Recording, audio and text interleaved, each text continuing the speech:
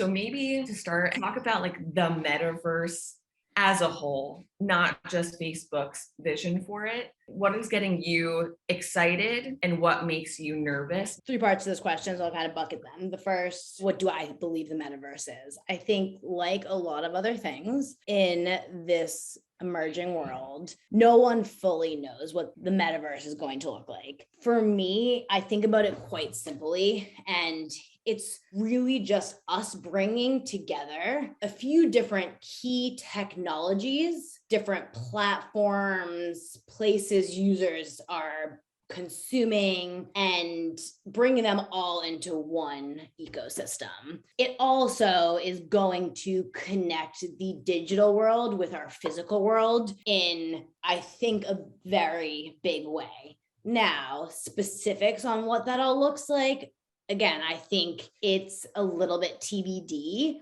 And I think it's going to take some time for it to evolve. I think we'll see different phases.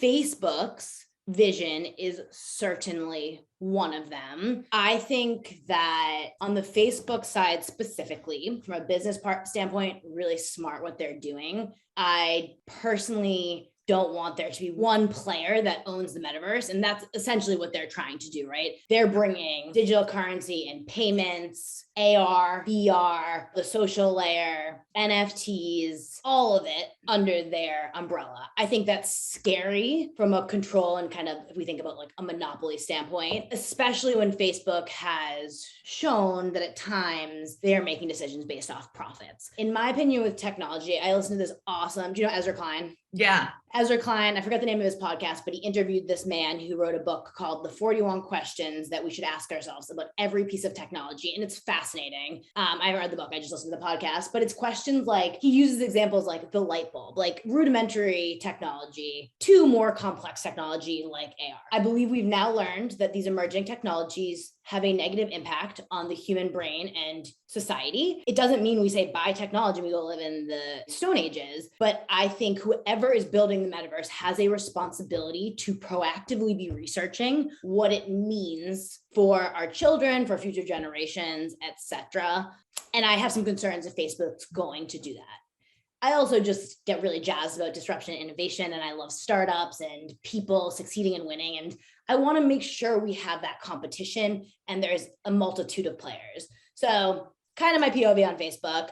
And I think it's going to be interesting. One, personally, as a woman in her early to mid 30s, right on the brink, I should just say early, and a mom, I don't have a ton of interest in living exclusively in a virtual world. I don't want my children to. It doesn't mean it's not right for some people, and I love it for those people. But at Unblocked, we're thinking a lot about what does wellness look like in this increasingly connected digital world? How do we set boundaries, but also succeed and thrive in this always on connected digital world? And figuring that out for people that are like-minded for us, which from a lot of the conversations I've had with women, I think a lot of us are feeling this way. And so I hope there's different layers of it, like anything else. If the metaverse is as big and complex as the internet, let's say, there will be. And I think that's back to bring it again to Unblock. That's why I'm so passionate about making sure that not just women, but everyone understands what's happening and is informing how this thing, this very new thing, very big, heady concept evolves, because it's just vital. Otherwise, we're all going to be living in Zuck's vision. And if Zuck wants to live in that, like, cool, good for him. That's what makes the world go round. But I don't really think I want to. And I think the metaverse is so buzzy right now, and it's getting almost like overcomplicated because people don't fully understand it. And it can kind of look like a science fiction movie, the way we talk about it, especially when you see the Zuck video. But I think if you just break it down, it's again, the aggregation of all of these different touch points of our digital world, all of the technologies that are powering some of the more emerging ones like AR and VR. And it's going to start connecting offline and online across the board in a more sophisticated way. For current creators, which is, a key component that we just talked about with Unblocked, and they're seeing this space that doesn't really exist yet. They're seeing one vision of it. What opportunities do you think there are for them in this metaverse that could change or enhance what they're already doing?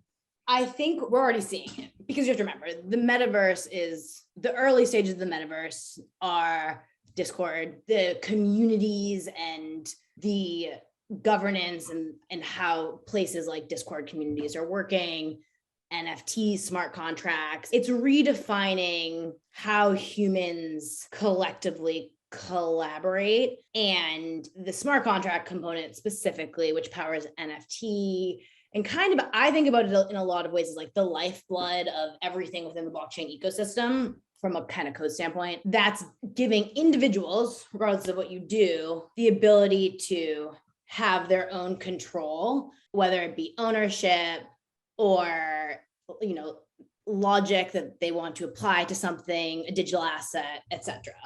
So for a creator, I think there's a few very important things. One, it's allowing you to take community, connection with an audience that actually is engaged with you and is bought into whatever secret sauce you're selling, even if they just love the inspirational quotes that you share every day.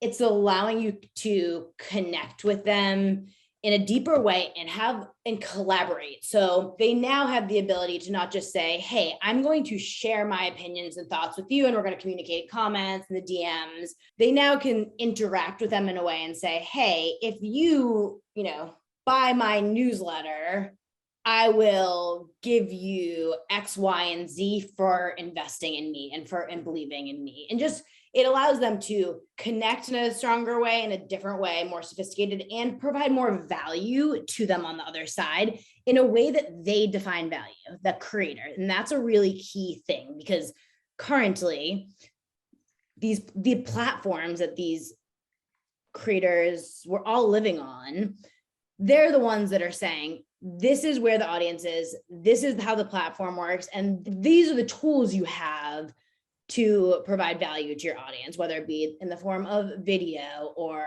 whatever it might be.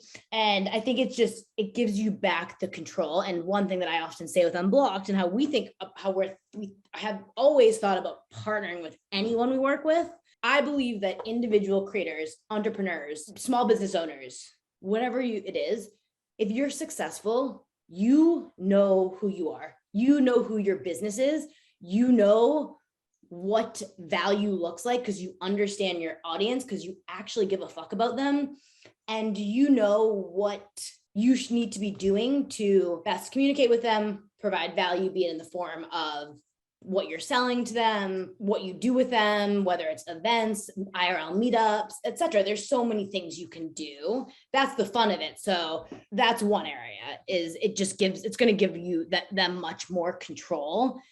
And when we think about the monetization side of this, why should multiple platforms, again, let's not get it twisted.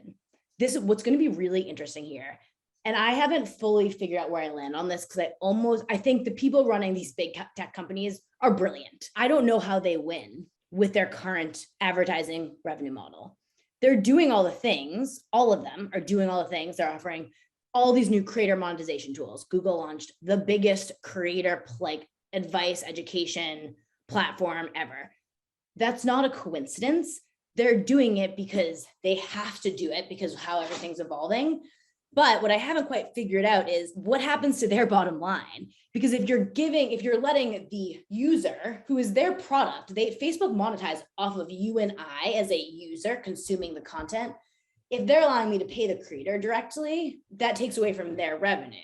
So that's a loaded thing. I'm not going to go down that path. But I think we're seeing, for example, with a platform like Discord or Substack, it allows you to go in and say, I, as a creator, want to make $1,000 a month. You set that parameter, and then it has every social platform, and it shows you, if you want to make $1,000, you need 98 Discord paid members. You need 100 million YouTube views. You need 300,000 Instagram followers. Substack, you need 200 Substack followers. So everyone's been playing this game going so wide, creators, everyone, businesses, because they've had to, because reach is how you make the most money. But I think creators are going to be able to go more niche and create the same amount of money, if not more, because arguably they'll be able to control their reality and provide more value to people. You know, as you were saying, the current way that social media platforms are set up, it makes it so that these creators are like so overwhelmed with the amount of content that they have to produce that sometimes then they're struggling to create enough content and create these ads that are authentic. And you said that this new space could provide opportunities for them to not have those boundaries necessarily, but should they be, not afraid is the wrong word, but wary of entering someplace like Facebook's metaverse and perhaps trusting that it's going to be secure, that they're going to have these opportunities? Like, how do they watch their own back, I guess, in this new space? I do want to preface all of this with my Facebook answers are always going to be so specific to Facebook because of the history of Facebook. So I think everyone needs to watch their back with Facebook. Yeah. I think if anyone's watched The Social Dilemma, you know, I think we need to be like anything else. This is kind of how I feel in the world we're living, whether it's about our government, our health, and seeing doctors and being proactive there, the data, like I don't want to sound so dark, but big institutions and governments are time and time again showing that they don't necessarily have our best interest in mind. And so I think you got to always kind of be looking out for yourself, and actions speak louder than words. And Facebook's actions have been multiple times over. They're not looking, we're not how they're making decisions and our health and our data, etc. Bring it over to this new world. With anything new, there is going to be anything that's kind of the wild, wild west. There's going to be a lot of people that are coming in to scam you and take advantage of people's lack of education, vulnerability. And we're seeing that in the crypto space. It's timely because I posted on my Instagram last night that I got scammed by someone in the NFT space yesterday. Thankfully, there's no transaction of money or information, but it was someone we were hoping to do a part to help someone in need. And I mean, I know the space so intimately, like I couldn't believe it, but it was just a good reminder that like, this is the wild, wild west. You have to be, if something seems too good to be true, it probably is. You need to be educated. And I think you need to be cautious about like how fast and impulsively you chase shiny coins and things that seem cool, and just get clear on, again, who you are, your business, and what feels right for you and what you're trying to achieve. So I think anyone that's entering the world of Web3 needs to make sure they're not doing it. I think the second you're doing it for kind of the money, that's a little bit scary. And I think you got to educate yourself and kind of test the waters and get involved in the community to learn from people, find people you trust, find a place that seems safe for you and who you are, and slowly use that to inform what feels right for you as it pertains to how you proceed. I think as far as our involvement and how we're using the metaverse with these big tech companies and everything they're doing, they're gonna sort of run the show with that. I think a lot of it's gonna be happening kind of like, you're not gonna notice, right? Like I think there will be a day when you buy in the near future when you check out on something with Instagram Shop and it's actually powered by their new payment system. Well, I'm blacking out on the name. And so it's the one other thing with like Web3 and the metaverse that we so often right now, the media and the chatter is so much around the front end side of it, the consumer side of it, the AR, like the more kind of tangible things. But a lot of it and the value that's coming with it is infrastructure. It's the open source nature.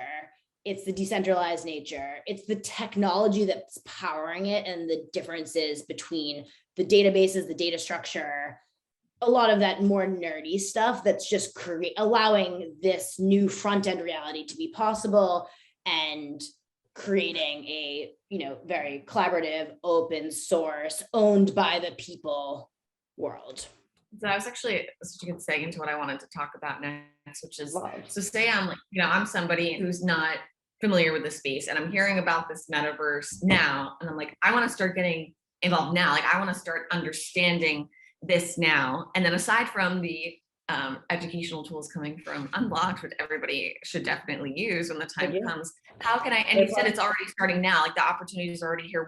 What's something that somebody could do to start dipping their toes in the space? So I keep going back to learning, but yes, Unblocked is one place. I love Bankless. They have a newsletter. I'm a huge fan of their content. And I also think if you're someone that feels overwhelmed by it, understandably so, I think one thing that's helpful is to try to get clear on kind of the different components of the metaverse and the building blocks, if you will, and then focus on that one thing that excites you the most or is most relevant to you to start. So for you as a writer and someone that works in media, I do think NFTs would be a good place for you to start, because like the non-fungible token, this idea of digital asset and the smart contract that powers it, if there's anything that's going to disrupt modern day media, it's that part of this technology. And yes, it's on top of blockchain and it's all interconnected, but that's what allows, in a future world, is going to allow you as Sarah to say, I'm writing this piece. Dayna and I are working together on Unblocked. When I send her the final Word doc, PDF, digital asset, we are going to have a contract that is connected to it where I agree that it says in the code connected with that digital asset, the original writer was Sarah. She wrote it on behalf of Unblocked. And this is where I would encourage people to try, what we're trying to do with our content is give a real life comparison. So right now you can go into Inspect Element, for example, and you can, if you're on a New York Times article, and if they usually have the bylines at this point, but you can see some information on that piece of content, right? That eventually, the metadata is going to be the smart contracts data that person wants to show publicly. So the stuff that's private on that we might not want to show is, let's say your content with Unblocked is running behind a pay gate. It gets dicey with advertising, so that's where it's tabled at. But you say every time Unblocked gets paid for someone that paid to read that article, they get 40% of that sale, and Sarah gets 60% because you're the fucking writer. Sure, we gave you the opportunity. Sure, we're driving hopefully the audience there, but why should I get more money or anyone else when it was your fucking brainchild? And that's where, depending on the collaboration, that changes. But like that is what an NFT can be used for. So I think NFTs are the most relevant. And then unfortunately, and we're seeing this shift, and this is again what we're trying to do with our content, to quote Gary Vee, like he says, I think if you're going to get into this world, you need to plan to do 30 to 50 hours of research on your own. And I do unfortunately think that's true. But you don't need to go from zero to 60. I think you just need to make sure you're kind of seeking out, understanding the foundations of it all. And for me, in my experience, and a lot of people that we brought onto the team and people that are passionate about this, if you truly are excited about this and it is relevant to your life, it seems like everyone, once they start, they like almost can't stop, because you get more and more excited about the prospects of what this technology could do for the future. It's fascinating because there's a reason people compare it to like the early days of the internet. Like I'm sure I've used this analogy in one of our conversations. I heard someone say it, and I say it to everyone because I think it's so true and perfect. If you compare, to use a sports analogy, with this whole world of Web3, blockchain, NFTs, et cetera, the future of the internet, we're not even on the field yet. We're still lacing up our shoes. And then, as a fan, and you said you're starting to see this too, how might there be these like hybrid experiences coming our way that actually like the NFT and the metaverse space can enhance what we're experiencing in real life? The thing that like keeps coming to mind is, you said like Mark Cuban and his like NFT tickets, right? Or these like special membership accesses. So obviously a big focus is on this metaverse world, but how might that transcend into, the human world, in positive and negative ways? I think NFTs will power plane tickets, every ticketing, any digital receipt. I think they will be the technology that is every digital asset. That doesn't quite answer your question. I understand though. So I think from a fan standpoint, it's going to allow you, and let's widen even fan, as someone that is, when we say fan, like as someone that believes in an entrepreneur, an artist, a musician, maybe you love a new piece of software or a tool or a product. That's kind of what I'm speaking to. Yeah. It's going to allow you to have a relationship where you are investing in a way with that person or that thing.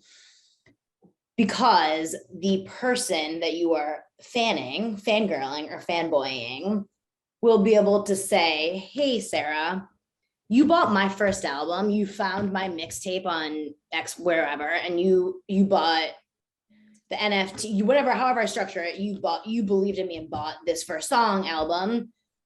I am going to add you to an exclusive fan group that is part of voting for future cover art and giving, first access drops or exclusives or giveaways to whatever they want to, again, give back from a value standpoint for you taking a bet on them. From a ticketing or an access standpoint, we can think about loyalty programs. So let's say your favorite restaurant in New York is, Little Frankie's, and you go to I don't know if they still do it, but like you go to their Sunday or their Monday family dinner every single week. They can say, hey, Sarah, we want you to join our loyalty program. And the app, it would be an NFT, like they send you an email that's an NFT. And it says, we're going to give you a free dinner for visiting the last 30 Mondays. And in the future, we're going to give you, every time you come, we're going to give you a free bottle of wine. Any type of product or service that for the person that you are buying things from or believe in, they're going to be able to bundle things in a way that I think provide more value to you as a fan. So they'll be able to know that if you were one of their first 10 followers or fans or consumers of said product, that anytime you check out in the future, they could offer you free shipping. I have a piece of content early on where I talk about how I hear blockchain explained as the new internet, the internet of value. It allows us to transfer value on a peer-to-peer level, as we have been able to do with information on the current internet. And I think value can mean anything, right? And that's where it gets, I think, really heady for people, but also really exciting. And my last question is, what would you say to someone like you who has real fears about this metaverse world for your children, for you, for lacking this human connection, but somebody who is still interested and excited about that space? How would you encourage them? To rephrase, I think these words are important. I don't think we should have fear. I don't have fear. I have a fire and a passion around making sure that we are pushing the people, be it these big tech companies, people that have raised billions of dollars to build an experience or offer a service, and our government. Part of the problem here, it's not just, we can't all just blame stuff. Part of the problem is that our government is not educated enough and hasn't been proactive enough, creating some level of regulation in a world that is moving at a pace. That is a very loaded conversation, but I would say, don't get scared. Don't get mad. It's like climate change. Like, use your voice, be proactive. It doesn't mean you have to be like me and say, you're going to start a company, or like, I'm going to become an advocate for X, Y, and Z. It can be so snackable and small. And that's what I want to say, yell off the rooftop to everyone, but like especially women, because I know how fucking brilliant they are. And I know that so many of them just don't think they need to care about this, but like, we need to all be taking control of our destiny right now. And I would just encourage everyone, again, fear doesn't do anything. Being fear-led with anything in this world, in your life, I don't think it's human nature. It's a reality we all deal with, but I think it's not productive. And I just I would encourage you to slowly get acquainted with it and just do what you can to be proactive, either being educated or getting involved at whatever level you can based on your life and what you want.